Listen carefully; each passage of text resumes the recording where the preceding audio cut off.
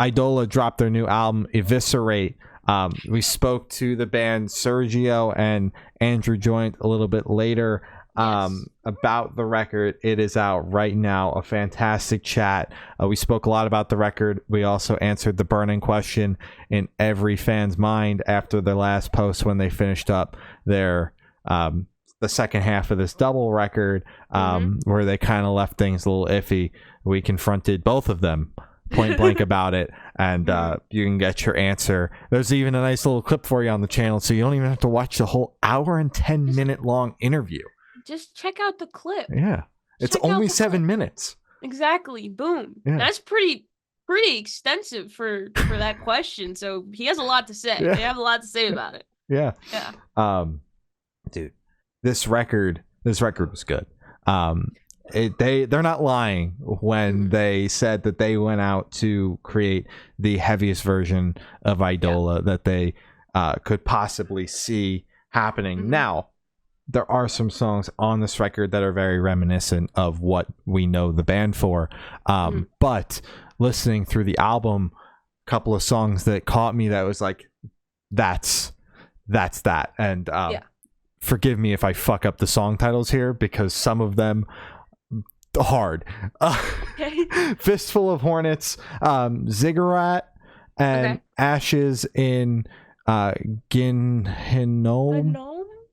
I don't know. Your guess is yeah. That was the title I was referring to when I said forgive me.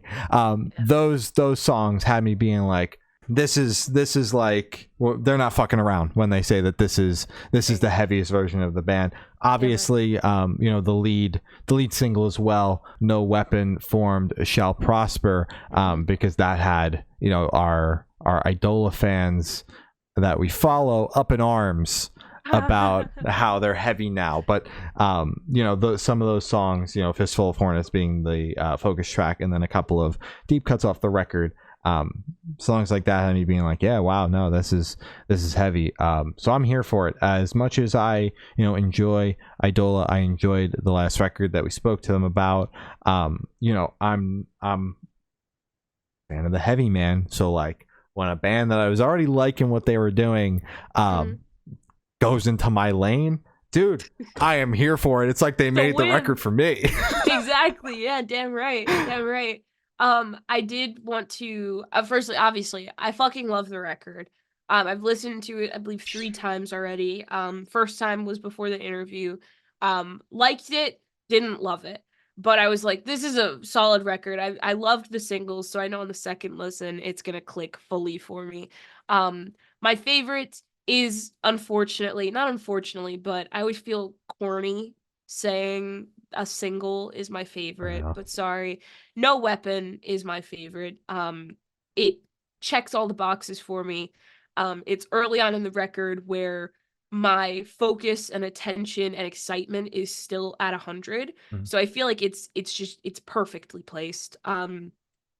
I love Fistful of Hornets, and also, sorry, the No Weapon to Who of You Will Persevere into The Weight of Sin. That 3-track run is incredible.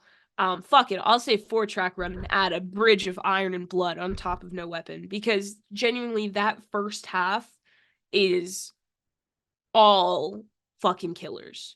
Every single track. B-side is great. I need more time with it, but I did feel like my attention, it could just be my brain just being funky.